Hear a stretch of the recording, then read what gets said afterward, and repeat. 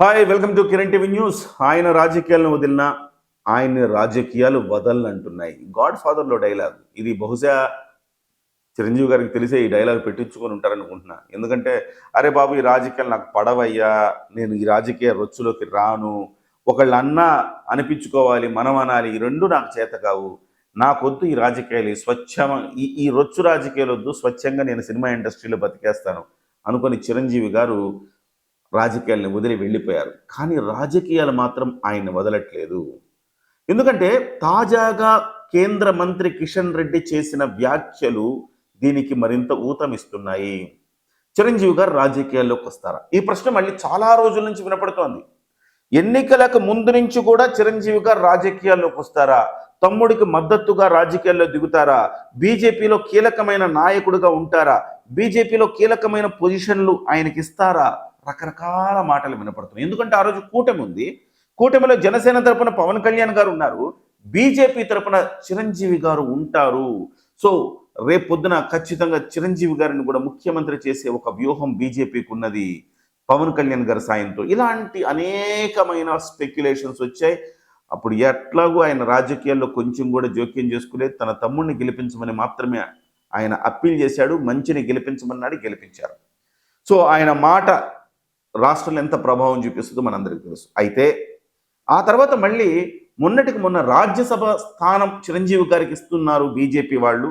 తద్వారా ఆయన ఒక పవర్ఫుల్ వెపన్గా ఈ దక్షిణాదిలో వాడబోతున్నారు. పవన్ కళ్యాణ్తో పాటు అన్న కూడా ఉంటే చాలా బలం ఉంటుంది. ఎస్పెషల్లీ తెలంగాణలో, ఏపీ రాజకీయాల్లో పవన్ కళ్యాణ్ గారు ఉంటే తెలంగాణ రాజకీయాల్లో ఆయన సేవలను వినియోగించుకోవచ్చు.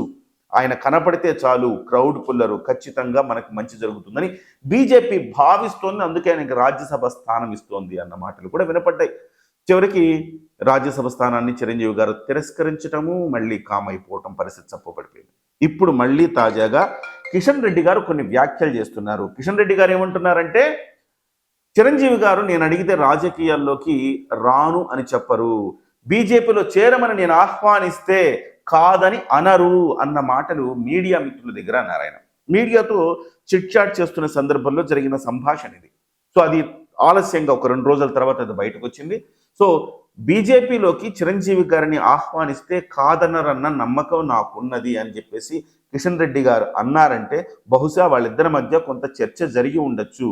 వీళ్ళు బీజేపీలోకి తీసుకురావడానికి ప్రయత్నం చేస్తూ ఉండొచ్చు. చిరంజీవి గారి సేవలను వినియోగించుకోవాలని బీజేపీ భావిస్తూ ఉండొచ్చు అన్న మాటలు మళ్ళీ స్పెక్యులేషన్ స్టార్ట్ అయిపోయాయి.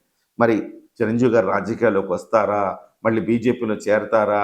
మరి చేరితే ఏ పొజిషన్ తీసుకుంటారు, ఏ పొజిషన్ ఇస్తారు? రకరకాల చర్చలు అయితే ఈ వెబ్సైట్లలో, తర్వాత సోషల్ మీడియాలో, మెయిన్ స్ట్రీమ్ మీడియాలో కూడా నడుస్తూ ఉన్నాయి. అయితే మళ్ళీ నేను గతంలో చెప్పాను, ఇప్పుడు చెప్తున్నా, బహుశా చిరంజీవి గారు రాజకీయాల్లోకి రాకపోవచ్చు. 99% ఆయన రాజకీయాల్లోకి రాకపోవచ్చు.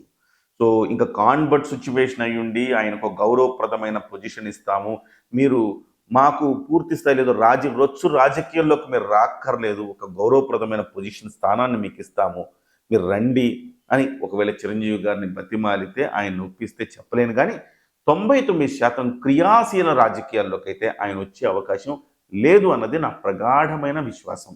ఎందుకంటే ఆయన మొదటే చెప్పారు, తమ్ముడైతే అంటాడు అనిపించుకుంటాడు, ఆ చాకచక్యం కావచ్చు, దాన్ని తీసుకునే తత్వం కావచ్చు తమ్ముడుకుంది, బట్ నాకు లేదు, నేను దీనికి పనికిరానేమో అనుకున్నాను, అందుకే రాజకీయాల నుంచి బయటకు వచ్చాను. బహుశా ఆయన మనం స్పెక్యులేట్ చేయటమే. సో ఈ కిషన్ రెడ్డి లాంటి వాళ్ళు వీళ్ళందరూ ఆశాభావం వ్యక్తం చేయటమే తప్ప బహుశా ఆయన రాజకీయాల్లోకి రాకపోవచ్చు అనేది నా ఒపీనియన్. మరి మీరేమనుకుంటున్నారు? చిరంజీవి గారు రాజకీయాల్లోకి రావాలా వద్దా? మీ విలువైన అభిప్రాయాన్ని కామెంట్ రూపంలో తెలియచేయండి. రాజకీయాల్లోకి వస్తే ఏంటి, రాకపోతే ఏంటి? చిరంజీవి గారి సినిమాల్లోనే ఉండాలా, లేకపోతే రాజకీయాల్లోకి చెందిన వేరే ఒక పెద్ద పదవి తీసుకుంటే బాగుంటుంది అనుకుంటున్నారా? మీ కామెంట్ని తెలియచేయండి. నమస్తే.